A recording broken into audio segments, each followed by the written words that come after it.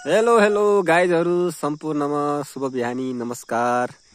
ल हेर्नुहोस् है गाइजहरू, हाम्रो फुलबारीमा फुलेका हजारीका फुलहरू ल यस्तो राम्रो फुलेका छन् है। यी ट्याक्क लाएर हाम्रो अहिले तिहार छैन, कसैलाई चाहिन्छ भने सम्पर्क गर्नु होला है। हजारीका माला लगाउने मन भएको मान्छेहरूले मेवा पनि फलिरहेका छन्। यहाँ मेवाका दाना आइटमका छन्। है ठुलो दाना चाहियो कि माथितिर सानो डल्लावाला चाहियो कि?